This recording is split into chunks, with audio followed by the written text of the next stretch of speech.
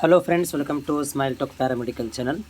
Friends, ನೋಡಿ, ಒಂದು ವಿದ್ಯಾರ್ಥಿ ನಮಗೆ ಭಾಳಷ್ಟು ಪದೇ ಪದೇ ಒಂದು ಕಾಮೆಂಟನ್ನು ಹಾಕ್ತಾ ಇರೋದು, ಇದರ ಬಗ್ಗೆ ಡಿಸ್ಕಷನ್ ಮಾಡ್ತೇನೆ.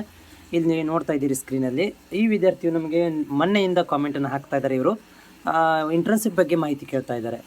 ಇಲ್ಲಿ ಏನು ಮಾಹಿತಿ ಬರೆದಿದ್ದಾರೆ ಅಂದರೆ ಇವರು, sir, we can do internship all over ಕರ್ನಾಟಕನ sir, are we should where we have studied, please reply, because I have studied in other district sir, and so please answer me because of I should do internship.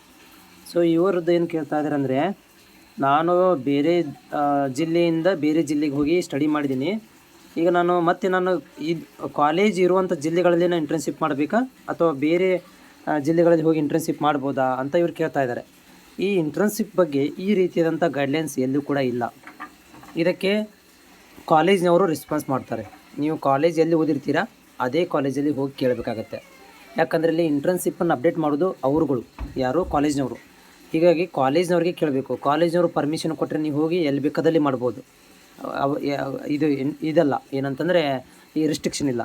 ಕಾಲೇಜ್ನವರು ಇಲ್ಲಪ್ಪ ನೀನು ನಮ್ಮಲ್ಲೇ ಮಾಡಬೇಕು, ನಾವು ಹೇಳಿದ ಹಾಸ್ಪಿಟ್ಲಿಗೆ ಹೋಗ್ಬೇಕಂದ್ರೆ ಅವರೆಲ್ಲಿ ಹೇಳ್ತಾರೆ ಅಲ್ಲೇ ಮಾಡಬೇಕು. ಯಾಕಂತಂದರೆ ಈ ಇಂಟರ್ನ್ಶಿಪ್ ಸರ್ಟಿಫಿಕೇಟ್ ಅಪ್ಡೇಟ್ ಮಾಡೋದು ಕಾಲೇಜ್ನವರು. ನೀವು ಎಲ್ಲೋ ಮಾಡಿರಿ, ಆದರೆ ಅಪ್ಡೇಟ್ ಮಾತ್ರ ಮಾಡೋದು ಕಾಲೇಜ್ನವರು. ಹೀಗಾಗಿ ನೀವು ಕಾಲೇಜ್ಗಳಲ್ಲಿ ನೀವು ಸಜೆಷನ್ ತೊಗೋಬೇಕಾಗತ್ತೆ.